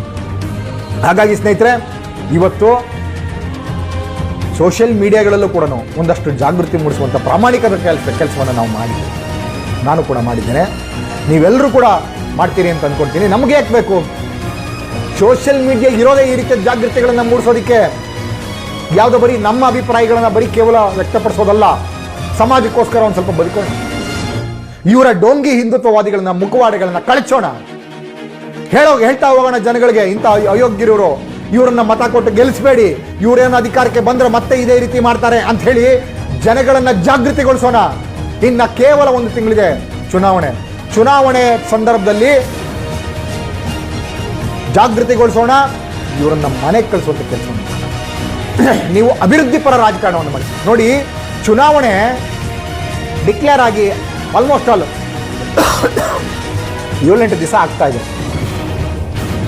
ಒಬ್ಬ ಮುಖ್ಯಮಂತ್ರಿ ಆಗಲಿ, ಒಬ್ಬ ಮಂತ್ರಿಗಳಾಗ್ಲಿ ತಾವು ಮಾಡಿರುವಂತ ಜನಪರ ಯೋಜನೆಗಳನ್ನ ಮುಂದಿಟ್ಕೊಂಡು ಚುನಾವಣೆ ಎದುರಿಸೋದಕ್ಕೆ ತಾಕತ್ತಿಲ್ಲ ರೀ ಇವರಿಗೆ. ಒಬ್ಬ ಪ್ರೆಸ್ ಮೀಟ್ ಮಾಡಲಿಲ್ಲ, ಒಬ್ಬ ಮುಖ್ಯಮಂತ್ರಿನೇ ಪ್ರೆಸ್ ಮೀಟ್ ಮಾಡಿಲ್ಲ, ನಾನು ಇಂಥ ಕೆಲಸಗಳನ್ನ ಮಾಡಿದ್ದೀನಪ್ಪ, ಹಾಗಾಗಿ ಇದನ್ನ ನೋಡಿ ಓಟ್ ಕೊಡಿ. ಇಲ್ಲ, ಮೋದಿ ನೋಡಿ ಓಟ್ ಕೊಡಿ. ಡಬಲ್ ಇಂಜಿನ್ ಸರ್ಕಾರ. ಈ ರೀತಿ ಬುರ್ಡೆಗಳನ್ನು ಬಿಟ್ಕೊಂಡು ಕರ್ನಾಟಕ ಜನಕ್ಕೆ ಕಿವಿಗೆ ಹೂವು ಇಡ್ಲಿಕ್ಕೆ ಹೋಗ್ತಾ ಇದ್ದಾರೆ. ಹಾಗಾಗಿ ಇವತ್ತು ಜನ ಜಾಗೃತರಾಗಬೇಕು. ಇವ್ರ ಯೋಗ್ಯತೆಗೆ ಒಂದು ಪ್ರೆಸ್ ಮೀಟ್ ಮಾಡಿ, ನಾನು ಹೇಳಿದ್ನಲ್ಲ, ಒಂದು ಪ್ರೆಸ್ ಮೀಟ್ ಮಾಡಿ ಇವರ ಜನಪರ ಯೋಜನೆಗಳು ಯಾವುದು, ಜನಪರವಾಗಿ ಯಾವ ಯೋಜನೆಗಳನ್ನು ಬೊಮ್ಮಾಯಿ ಸರ್ಕಾರ ಮಾಡಿದೆ, ಯಡಿಯೂರಪ್ಪ ಸರ್ಕಾರ ಮಾಡಿದೆ, ಕೇವಲ ಆಪರೇಷನ್ ಕಮಲಗಳನ್ನು ಮಾಡಿ ಪ್ರಜಾಪ್ರಭುತ್ವ ವ್ಯವಸ್ಥೆಗಳನ್ನು ಗಾಳಿಗೆ ತೂರಿ MLAಗಳನ್ನು ಕೊಂಡುಕೊಂಡು ಕೋಟಿಗಳಿಗೆ MLAಗಳನ್ನು ಕೊಂಡುಕೊಂಡು ಸರ್ಕಾರ ಮಾಡಿದ್ದೆ ಇವರ ಸಾಧನೆ. ಅದಾದ ಮೇಲೆ ಏನಾಯ್ತು, ಅಭಿವೃದ್ಧಿ ಕೆಲಸಗಳು ಏನು ಮಾಡಿದ್ದಾರೆ ಅಂತ ಹೇಳಿ ಇವ್ರು ಹೇಳಿ ನೋಡೋಣ, ಬರ್ಲಿ ಚರ್ಚೆಗೆ ನೋಡೋಣ. ಅಯೋಗ್ಯ ಒಬ್ಬ ಹೆಂಗ್ಪುಂಗ್ಲಿ ಇದನ್ನಲ್ಲ, ಬರ್ಲಿ ಚುನಾವಣೆಗೆ ಬರ್ಲಿ ಚರ್ಚೆಗೆ ಅಂತೇಳಿ ಯಾರಿಗೂ ಆಗ್ತಾನಲ್ಲ, ಮಿಸ್ಟರ್ ಹೆಂಗ್ಪುಂಗ್ಲಿ, ಬೇರೆ ಯಾರು ಬೇಕಾಗಿಲ್ಲ. ನನ್ನ ಹತ್ರ ನಿನಗೆ ತಾಕತ್ತಿದೆಯಾ? ನಿನಗೆ ತಾಕತ್ತಿದ್ರೆ ನೀನೇ ಜಾಗ ನಿರ್ಧರಿಸು. ನಿನ್ನ ಪಟಾಲಮ್ಮನ ಕರ್ಕೊಂಬ, ನಾನು ಒಬ್ಬನೇ ಬರ್ತೀನಿ, ಚರ್ಚೆಗೆ ರೆಡಿ ಇದ್ದೀನಿ. ನಿನಗೆ ತಾಕತ್ತಿದೆಯಾ? ಚರ್ಚೆಗೆ ರೆಡಿ ಇದೆಯಾ ನೀನು? ನಿನ್ನ ಇಡೀ ಪಟಾಲಮ್ಮ ಕರ್ಕೊಂಬ, ನಾನು ಒಬ್ಬನೇ ಬರ್ತೀನಿ. ಬಿಡೋಣ ಲೈವ್ ಬಿಡೋಣ, ಫೇಸ್ಬುಕ್ ಲೈವ್ ಬಿಡೋಣ. ನಿನ್ನ ಭಟಂಗಿ ಚಾನೆಲ್ಗಳಿದ್ದಾವಲ್ಲ, ಆ ಚಾನೆಲ್ಗಳನ್ನೆಲ್ಲ ಕರೆಸು, ಲೈವ್ ಬಿಡೋಣ. ನನ್ನ ಮಾತುಗಳಿಗೆ ಉತ್ತರ ಕೊಡು. ಅಭಿವೃದ್ಧಿ ಕಾರ್ಯಗಳೇನು ಅಂತ ಹೇಳು, ನಿನ್ನ ಪುಂಗಿದ್ದೇನು ಅಂತ ನಾನು ಹೇಳ್ತೀನಿ. ನೋಡೋಣ. ಇದನ್ನ ಈ ರೀತಿಯ ಜನಗಳನ್ನ ಹಾಳು ಮಾಡೋದನ್ನ ಬಿಟ್ಟು, ನಾವು ಅದು ಮಾಡಿದ್ದೀವಿ ಇದು ಮಾಡಿದ್ದೀವಿ ಅಂತೇಳಿ ಬುಳ್ಳೆ ಬಿಡೋದನ್ನ ಬಿಟ್ಟು ನಿಜವಾದ ರಾಜಕಾರಣವನ್ನು ಮಾಡಿದ್ವಿ. ಈ ರೀತಿಯ ಅಯೋಗ್ಯರುಗಳನ್ನ ಬೆಳೆಸ್ಕೊಂಡು ನನ್ನ ಶಿಷ್ಯ ಅಂತ ಹೇಳ್ಕೊಂಡು ಹೆಗಲ ಮೇಲೆ ಕೈ ಹಾಕೊಂಡು ಫೋಟೋಗಳನ್ನೆಲ್ಲ ಇಡ್ಸ್ಕೊಂಡು ಹಾಕ್ತಿಯಲ್ಲಪ್ಪ ಸೋಷಿಯಲ್ ಮೀಡಿಯಾಗಳಲ್ಲಿ. ಈಗ ನಿನ್ನ ಶಿಷ್ಯ ಕೊಲೆ ಮಾಡಿದ್ದಾನೆ, ಏನ್ ಮಾಡ್ತೀಯ? ಕೊಲೆ ಕೇಸ್ ದಾಖಲಾಗಿದೆ. ಪೊಲೀಸರನ್ನ ದಡ್ರಲ್ಲ, ಕಿವಿಗೆ ಹೂವು ಇಟ್ಕೊಂಡಿಲ್ಲ ಸುಮ್ಮನೆ FIR ಮಾಡೋದಕ್ಕೆ, 302 ಹಾಕೋದಿಕ್ಕೆ. ಆಮೇಲೆ 11ಕ್ಕೂ ಹೆಚ್ಚು ಕೇಸ್ಗಳಿದ್ದಾವೆ. ಆ ಕೇಸ್ಗಳೆಲ್ಲ ಖಂಡಿತವಾಗೂ ಯಾವುದು ಹೋರಾಟದ ಕೇಸ್ಗಳು ಆಗೋದಕ್ಕೆ ಸಾಧ್ಯ ಇಲ್ಲ. ಅವ್ನ ಪರ್ಸನಲ್ ಕೇಸ್ಗಳೇ ಇರ್ತವೆ. ತನಿಖೆ ಆಗ್ಬೇಕು. ಈ ಥರದವ್ರನ್ನೆಲ್ಲ ಬಗ್ಬಡಿಬೇಕು. ಮತ್ತೆ ಇವನ ಪರವಾಗಿ ನಾನು ವಕೀಲರುಗಳಿಗೆ ಮನವಿ ಮಾಡ್ತೀನಿ, ದಯಮಾಡಿ ಇಂಥವ್ರನ್ನ ಹೊರ ನಿಂತ್ಕೊಂಡು ವಕಾಲತ್ತು ಹಾಕಬೇಡಿ. ಇವರೆಲ್ಲ ಸಮಾಜ ಘಾತುಕರು, ಸಮಾಜಕ್ಕೆ ಮಾರಕ. ಇಂಥವ್ರನ್ನ ಹೊರಗೆ ತಂದ್ರೆ ಮತ್ತೆ ಸಮಾಜದ ಸ್ವಾಸ್ಥ್ಯವನ್ನು ಹಾಳು ಮಾಡ್ತಾರೆ ಇವರು. ಇಂಥವ್ರನ್ನ ಬೆಂಬಲಿಸಬೇಡಿ ಅಂತೇಳಿ ನಾನು ವಕೀಲರ ಸಮುದಾಯಕ್ಕೆ ಒಂದು ಮನವಿಯನ್ನು ಮಾಡ್ತೀನಿ. ದಯಮಾಡಿ ಇಂಥವ್ರಿಗೆ ವಕಾಲತ್ತು ಹಾಕಬೇಡಿ, ಕೊಳಿಲಿ, ಬುದ್ಧಿ ಬರಲಿ, ಇಂಥವ್ರನ್ನ ಪ್ರೋತ್ಸಾಹ ಮಾಡಬೇಡಿ ಅಂತೇಳಿ ನಾನು ಮನವಿಯನ್ನು ಮಾಡ್ತಾ ಸ್ನೇಹಿತರೆ, ಇವತ್ತು ರಾಮನಗರ ಪೊಲೀಸರು ದೂರದ ಗುಜರಾತ್ನಲ್ಲಿ ಬಂಧಿಸಿದ್ದಾರೆ. ನಾನೊಂದು ಹ್ಯಾಟ್ಸ್ ಆಫ್ ಹೇಳ್ತೀನಿ ಅವ್ರಿಗೆ, ಒಳ್ಳೆ ಕೆಲಸವನ್ನ ಮಾಡಿದ್ದಾರೆ. ಕರ್ನಾಟಕ ಪೊಲೀಸ್ ಅಂದರೆ ಅವರ ದಕ್ಷತೆ ಏನು ಅಂತ ಹೇಳಿ ಇಡೀ ರಾಷ್ಟ್ರಕ್ಕೆ ಇವತ್ತು ತೋರಿಸಿದ್ದಾರೆ ಮತ್ತೊಮ್ಮೆ.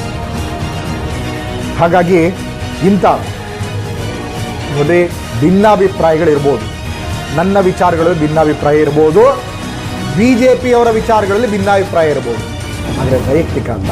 ನನಗೆ BJP ವೈಯಕ್ತಿಕ ಯಾವುದು ದ್ವೇಷಗಳಿಲ್ಲ. ನನಗೆ ಹುಚ್ಚುಚ್ಚಾಗಿ ಮಾತಾಡ್ತಾನಲ್ಲ ಕೋಟಿ ರವಿ, ಅವನು ಖಂಡಿತವಾಗೂ ಅವನು ವೈಯಕ್ತಿಕವಾಗಿ ನನಗೆ ಅವನ ಮೇಲೆ ದ್ವೇಷ ಇಲ್ಲ. ಅವನ ವಿಚಾರಧಾರೆಗಳ ಮೇಲೆ ಮಾತ್ರ ಖಂಡಿತ ಬರಲಿ. ವಿಚಾರ ಭೇದಗಳನ್ನು ಆರೋಗ್ಯಕರವಾಗಿ ಚರ್ಚೆಯನ್ನು ಮಾಡೋಣ. ನೀವು ಸರಿ ತಪ್ಪು, ನಾವು ಸರಿ ತಪ್ಪು, ಅದನ್ನು ಚರ್ಚೆ ಆಗಲಿ. ವೈಯಕ್ತಿಕ ದಾಳಿಗಳಿದ್ದಾವಲ್ಲ, ನಿಮಗೆ ಗೋ ಹತ್ಯೆಯನ್ನು ಮಾಡ್ತಾ ಇದ್ದಾರೆ, ಇಲ್ಲೀಗಲ್ ಆಗಿ ಸಾಗಿಸ್ತಾ ಇದ್ದಾರೆ ಅಂತ ನಿಮ್ಗೇನಾದರೂ ಅನ್ನಿಸಿದ್ರೆ, ನಿಮ್ಗೆ ಗೊತ್ತಿತ್ತು ತಾನೇ ಇದೇ ದಾರಿಯಲ್ಲಿ ಬರ್ತಾನೆ ಅಂತ, ಗೊತ್ತಿತ್ತು.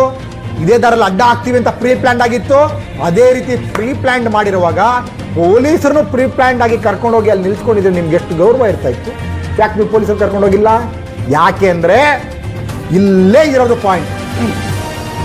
ಮಂಡ್ಯದಿಂದ ಬರ್ತಾ ಇದೆ, ದೂರದ ತಮಿಳುನಾಡಿಗೆ ಹೋಗ್ತಾ ಇದೆ, ಕಳೆದಾರಿಯಲ್ಲಿ ಬರ್ತಾ ಇದೆ ಅಂತ ಗೊತ್ತು. ನಾವಿಲ್ಲಿ ಅಡ್ಡ ಆಗ್ತೀವಿ, ಎಲ್ಲಿ ಕನಕಪುರದ ಹತ್ರ, ಸಾತ್ನೂರ ಹತ್ರ ಅಡ್ಡ ಆಗ್ತೀವಿ ನಾವು ಅಂತಲೂ ಗೊತ್ತು. ನೀವು ಅಡ್ಡ ಆಗ್ತೀವಿ ಅಂತ ಫುಲ್ ಪ್ರೀ ಪ್ಲ್ಯಾಂಡ್ ಆಗಿರುವಾಗ ಯಾಕೆ ಅದೇ ಪ್ರೀ ಪ್ಲ್ಯಾಂಡ್ ಆಗಿ ಪೊಲೀಸರನ್ನು ಕರ್ಕೊಂಡ್ಬರ್ಬಾರ್ದಾಗಿತ್ತು? ಯಾಕೆ ಅಂತಂದ್ರೆ, ಪೊಲೀಸರೇನಾದರೂ ಅಲ್ಲಿಗೆ ಬಂದರೆ ನೀವು ರೋಲ್ ಕಾಲ್ ಮಾಡೋದಿಕ್ಕಾಗೋಲ್ಲ. ಅಮಾಯಕ ಮುಸಲ್ಮಾನರನ್ನ ಬೆದರಿಸಿ ಅವ್ರ ಹತ್ರ ದುಡ್ಡು ಕಿತ್ಕೊಳ್ಳೋಕ್ಕಾಗಲ್ಲ. ನಿನ್ನ ಪಟಾಲಂ ಇದೆಯಲ್ಲ, 5-6 ಜನ ಪಟಾಲಮ್ಮು, ನಾನು ಹೇಳ್ತಿರೋದಲ್ಲ, ಸೋಷಿಯಲ್ ಮೀಡಿಯಾಗಳಿಗೆ ಜನ ಮಾತಾಡ್ತಾ ಇದ್ದಾರೆ. ನಾನು ಸುಳ್ಳು ಆರೋಪ ಮಾಡೋದು ಸರಿ ಹೋಗಲ್ಲ. 2 ಲಕ್ಷ ಬೇಡಿಕೆ ಇಟ್ಟಿದ್ರು ಅಂತೇಳಿ ಪ್ರಮುಖ ಪತ್ರಿಕೆಗಳು ವರದಿ ಮಾಡಿದಾವೆ. ಅಸಹ್ಯ ನನ್ನ ಮಕ್ಕಳು ನೀವು. ಪೇಟಿಎಂ ಮೇಲೆ ಭಿಕ್ಷೆ ಬೇಡುವಂಥ ಭಿಕ್ಷಕ, ನಾಚಿಕೆ ಆಗೋಲ್ಲ ನಿನಗೆ? ದುಡಿಯುವಂಥ ಶಕ್ತಿ ಇಲ್ವಾ?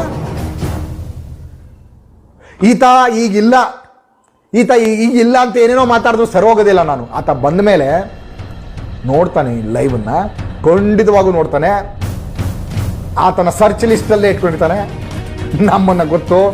ಹಾಗಾಗಿ ನೋಡ್ತಾನೆ. ನೋಡಿ ನಾಚಿಕೆ ಆಗಬೇಕು ನಿಮಗೆ ಮಾತ್ರ.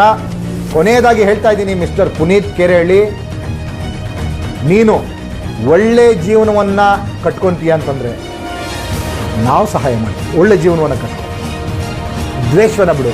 ನಿನಗೆ ದುಡ್ಡಿನ ಆದಾಯ ಬರುವಂಥ ಮೂಲಕ್ಕೆ ಏನಾದರೂ ಸಮಸ್ಯೆ ಇದೆಯಾ, ನೇರವಾಗಿ ಹಂಚ್ಕೊ. ನಾವೆಲ್ಲ ನಿಮ್ಗೊಂದು ಜೀವನ ಕಟ್ಕೊಡ್ತೀವಿ, ಸರಿಯಾದ ಜೀವನ, ರೋಲ್ ಕಾಲ್ ಜೀವನ ಅಲ್ಲ. ನಡ ಬಗ್ಸಿ ದುಡ್ದು, ಬೆವರು ಸುರಿಸಿ ದುಡಿಯುವಂಥ ಜೀವನವನ್ನು ನಾವು ಕಟ್ಕೊಡ್ತೀವಿ. ಹಂಗಂತೇಳಿ ನೀನು ಹೊಟ್ಟೆಪಾಡಿಗೋಸ್ಕರ ಹಿಂದೂ ಧರ್ಮದ ವೇಷವನ್ನು ಹಾಕ್ಕೊಂಡು ಕೇಸರಿಯನ್ನು, ಆ ಕೇಸರಿಗೆ ಒಂದು ಹೆಸರು, ಆ ಕೇಸರಿ ಹೆಸರನ್ನೇ ಹಾಳು ಮಾಡಿಬಿಟ್ಟು, ಒಂದು ಪಾವಿತ್ರತೆ ಇತ್ತು ಆ ಕೇಸರಿಗೆ. ಆ ಕೇಸರಿಯನ್ನು ಹೆಗಲ ಮೇಲೆ ಹಾಕ್ಕೊಂಡು ಯಾಕಿಂತ ಅಸಹ್ಯದ ಕೆಲಸಗಳನ್ನು ಮಾಡ್ತೀವಿ. ಇವತ್ತು ಕೇಸರಿನ ನೋಡಿದ್ರೆ ಜನ ಮುರಿಯುವಂಥ ಸಂದರ್ಭದ ಅರ್ಥ ತಂದು ನಿಲ್ಲಿಸ್ಬಿಟ್ರೆ ನೀವು. ಹಾಗಾಗಿ ಕೊನೆಯದಾಗಿ ಹೇಳ್ತಾ ಇದ್ದೀನಿ, ಇದೆಲ್ಲ ಬಿಟ್ಟು ಈಗ ಅನುಭವಿಸಿದಿರಿ, ಬಂದ ಮೇಲೆ ಸರಿಯಾಗಿ ಬದುಕನ್ನು ಕಟ್ಕೊಳ್ಳೋದನ್ನು ಕಲೀರಿ. ಈ ರೀತಿ ಅಮಾಯಕ ಮುಸಲ್ಮಾನರ ಮೇಲೆ ದ್ವೇಷವನ್ನು ಮಾಡಿ ಅವ್ರನ್ನ ಹೊಡೆದು ಬಡ್ದು ಮತ್ತೊಂದು ಮಾಡಿ ಏನೋ ಮಾಡಿಬಿಡ್ತೀನಿ, ನಾನು ದುಡ್ಡು ಸಂಪಾದನೆ ಮಾಡ್ತೀನಿ ಅಂದರೆ, ಮತ್ತು ಪೊಲೀಸ್ ಇಲಾಖೆಗೆ ಈತ ಯಾವುದು ಬಿಸ್ನೆಸ್ ಇಲ್ಲ, ಈ ರೀತಿ ಭಿಕ್ಷೆ ಬಿಡ್ತಾನಲ್ಲ, ಅದರಿಂದ ಮೂಲ ಎಷ್ಟು ಆದಾಯ ಬಂದಿದೆ ಅನ್ನುವಂಥದ್ದು ತನಿಖೆ ಮಾಡಬೇಕು. ಮೊದಲು ತನಿಖೆಯನ್ನು ಮಾಡಿ ಇವನಿಗೆ ಸರಿಯಾದ ಶಿಕ್ಷೆಯನ್ನು ಕೊಡಬೇಕು ಅಂತೇಳಿ ನಾನು ಒತ್ತಾಯಿಸ್ತೀನಿ. ಸ್ನೇಹಿತರೆ, ಇಂಥವ್ರನ್ನ ಪ್ರೋತ್ಸಾಹ ಮಾಡಬೇಡಿ. ಅದೇ ನಾನು ಹೇಳಿದ್ನಲ್ಲ, ಯಾರೊಬ್ಬ ಅಯೋಗ್ಯ ಬಂದ, ಇವನ ಇದು ಒಂದು ಜೀವನ. ಇಂಥ ಅಯೋಗ್ಯರೆಲ್ಲರೂ ಕೂಡ ನನ್ನ ಫೇಸ್ಬುಕ್ಗೆ ಬರೋಕ್ಕೆ ನಾಲಾಯಕ ಇರಲ್ಲ. ಇಂಥ ತಲೆ ಹಿಡ್ಕರ ಜೊತೆ ಇರೋರೆಲ್ಲ ನನ್ನ ಫೇಸ್ಬುಕ್ಕಿಗೆ ಬರ್ತಾರೆ. ನೀವು ಮಾನ ಮರ್ಯಾದೆ ಇದ್ದರೆ ನನ್ನ ಫೇಸ್ಬುಕ್ಕಿಂದ ನೀವೇ ತೊಲಗಿರಿ, ಇಲ್ಲ ಬ್ಲಾಕ್ ಮಾಡಿ ಬಿಸಾಕ್ತೀನಿ. ನಿಮ್ಮಂಥ ಅಯೋಗ್ಯರ ಬೇಜಾಂಜನ ನೋಡಿದ್ದೀನಿ ನಾನು, ಆಯ್ತಲ್ಲ. ನಿಮ್ದೆಲ್ಲ ನಮ್ಮ ಹತ್ರ ಏನೂ ನಡೆಯಲ್ಲ. ಈ ಥರದ್ದು ಹಲಾಲ್ ಕೋಟ್ ಕೆಲಸ ಮಾಡ್ಕೊಂಡು ಜೀವನ ಮಾಡಬೇಕಷ್ಟೇ ಸ್ನೇಹಿತರೆ. ಇವನಿಗೆ ಜೀವನ ಕಟ್ಕೊಡ್ಬೇಕು ಅಂತಂದರೆ ಹಿಂದುತ್ವದ ಹಣೆಪಟ್ಟಿಯನ್ನು ಇಟ್ಕೊಂಡು ಯಾರತ್ತೂ ವಸೂಲಿ ಮಾಡ್ಕೊಂಡು ಜೀವನ ಮಾಡೋದಲ್ಲ. ದುಡಿದು ಜೀವನವನ್ನು ಮಾಡಲಿ, ಗೌರವ ಸಿಕ್ಕುತ್ತೆ. ಅದನ್ನು ಬಿಟ್ಟು ಈ ರೀತಿ ಅಮಾಯಕರನ್ನು ಬೆದರಿಸಿ ರೋಲ್ ಕಾಲ್ಗಳನ್ನು ಮಾಡಿಕೊಂಡು ಜೀವನ ಮಾಡೋದಿಲ್ಲ. ಪೊಲೀಸರಿದ್ದಾರೆ, ನಿನಗೆ ಸಮಸ್ಯೆ ಆಗಿತ್ತಾ, ಸರಿ ಆಯಿತು, ನಿನ್ನ ದಾರಿಗೆ ಬರೋದಾದರೆ ಗೋವನ್ನು ಅನಾಧಿಕೃತವಾಗಿ ಸಾಗಿಸ್ತಾ ಇದ್ದಲ್ವಾ, ನೀನು ಏನು ಮಾಡಬೇಕಾಗಿತ್ತು? ಪೊಲೀಸರಿಗೆ ಮಾಹಿತಿಯನ್ನು ಕೊಟ್ಟು ಪೊಲೀಸರನ್ನು ಕರ್ಕೊಂಬಂದು ಹಿಡ್ಕೊಟ್ಟಿದ್ದರೆ ಹೌದಪ್ಪ ನಿಜ ಪ್ರಾಮಾಣಿಕವಾದ ಗೋರಕ್ಷಕ ಅಂತ ಹೇಳೋದಿಲ್ಲ. ಪೊಲೀಸರನ್ನ ಯಾಕೆ ಕರ್ಕೊಂಬಂದಿಲ್ಲ ನೀನು? ನೀನೇ ಹಿಡಿದು ರೋಚಕತೆಯಿಂದ ಹಿಡಿದು ಓಡೋಗಿ ಹುಡುಗರು ಏನೋ PCB ಆಫೀಸಲ್ಲಿ ಟ್ರೈನಿಂಗ್ ತೊಗೊಂಡಿರೋರು, ಪೊಲೀಸ್ ಇಲಾಖೆಯಲ್ಲಿ ಟ್ರೈನಿಂಗ್ ತೊಗೊಂಡಿರೋ ಚೇಂಜ್ ಮಾಡ್ತಾ ಇದ್ದಾರೆ ನಮ್ಮ ಹುಡುಗರು ಲೈವಲ್ಲಿ. ಹೇಳ್ತಾನೆ, ನಾನು ಲೈವ್ ನೋಡಿದೆ, ಅದು ಒಂದು ಚಾನೆಲ್ ಹಾಕಿತ್ತು ಲೈವಲ್ಲಿ, ಆತನ ಲೈವನ್ನ ತೆಗೆದು ಪೋಸ್ಟ್ ಮಾಡಿತ್ತು, ನೋಡಿದೆ ನಾನು. ಚೇಂಜ್ ಮಾಡ್ತಾ ಇದ್ದಾರೆ. ನಾಚಿಕೆ ಆಗೋದಿಲ್ಲ ನಿನ್ಗೆ ಹೇಳೋದಕ್ಕೆ? ಪ್ರಿಲಿಮಿನರಿ ಸಾಕ್ಷಿ ಇದೇ ಸಾಕು ಇವನ ಮೇಲೆ ಒದ್ದು ಒಳಗಾಕೋದಕ್ಕೆ, ಪ್ರಿಲಿಮಿನರಿ ಸಾಕ್ಷಿ ಇದೇ ಸಾಕು ಇವನ್ನ ಒದ್ದು ಒಳಗಾಕೋದಕ್ಕೆ. ಹಾಗಾಗಿ ಸ್ನೇಹಿತರೆ, ದ್ವೇಷದ ರಾಜಕಾರಣಿಗಳು ಹೆಚ್ಚಿನ ದಿವಸ ಇರೋದಿಲ್ಲ. ರಾಜಕಾರಣಿಗಳು ನಾನು ಹೇಳ್ದಂಗೆ ಆ ಕಡೆ BJP ರಾಜಕಾರಣಿ, ಈ ಕಡೆ ಕಾಂಗ್ರೆಸ್ಸಿನ ರಾಜಕಾರಣಿ, ಈ ಕಡೆ JDSನ ರಾಜಕಾರಣಿ ವಿಧಾನಸೌಧದಲ್ಲಿ ಕಿತ್ತಾಡ್ತಾರೆ, ನಂತರ ಒಂದೇ ಟೇಬಲಲ್ಲಿ ಊಟ ಮಾಡ್ತಾರೆ. ಸಾಯೋದು ಕಾರ್ಯಕರ್ತರು. ಆದರೆ ಹರೀಶ್ ಮೇಲೆ ದ್ವೇಷ ಆಯ್ತಾ, ಮತ್ತೊಬ್ಬರ ಮೇಲೆ ದ್ವೇಷ ಆಯ್ತಾ? ಆರೋಗ್ಯಕರ ಚರ್ಚೆ ಆಗಲಿ. ಇಲ್ಲ ನೀವು ಮಾಡ್ತಾ ಇರೋದು ಇದು ತಪ್ಪು, ಇಲ್ಲ ನೀವು ಮಾಡ್ತಾ ಇರೋದು ಸರಿ, ಅಥವಾ ನಾನು ಸಬೂಬನ್ನು ಕೊಡ್ತೀನಿ ಅಥವಾ ಅವರು ಸಬೂಬನ್ನು ಕೊಡಲಿ. ಪುನೀತ್ ಕೆರೆಹಳ್ಳಿ ಮಾಡ್ತಾ ಇರುವಂಥದ್ದು ಕೂಡ ನಾವು ಆರೋಗ್ಯಕರವಾಗಿ ಪ್ರಶ್ನೆ ಮಾಡ್ತಾ ಇದ್ದೀವಿ. ಅವ್ನು ಹಿಡ್ಕೊಂಡೇನೋ ರಸ್ತೆಯಲ್ಲಿ ಒಡೆದು ಪ್ರಶ್ನೆ ಮಾಡ್ತಿಲ್ಲ ನಾವು. ಈ ರೀತಿ ಸೋಷಿಯಲ್ ಮೀಡಿಯಾಗಳ ಮೂಲಕ ನೀನು ಮಾಡ್ತಾ ಇರೋದು ತಪ್ಪು ಕಣಯ್ಯ ಅಂತ ಹೇಳಿ ಹೇಳ್ತಾ ಇದ್ದೀವಿ. ಹಾಗಾಗಿ ಈ ರೀತಿಯಾದಂಥ ಆರೋಗ್ಯಕರ ಸಮಾಜವನ್ನು ಕಟ್ಟೋಣ. ದ್ವೇಷವನ್ನು ಹರಡಿಸಿ ನಾವು ದ್ವೇಷದ ಮನೆ ಕಟ್ಕೊಂಡ್ರೆ ಯಾವತ್ತೂ ಕೂಡ ದ್ವೇಷ ಗೆಲ್ಲೋಲ್ಲ, ಪ್ರೀತಿನೇ ಗೆಲ್ಲೋಲ್ಲ. ಹಾಗಾಗಿ ಇದನ್ನು ಮನಸ್ಸಲ್ಲಿ ಇಟ್ಕೊಳ್ಳಿ. ಆ ಮೃತಪಟ್ಟಿರುವಂಥ ಮುಸಲ್ಮಾನ್ ಯುವಕನ ಆತ್ಮಕ್ಕೆ ಶಾಂತಿಯನ್ನು ಕೋರ್ತೇನೆ.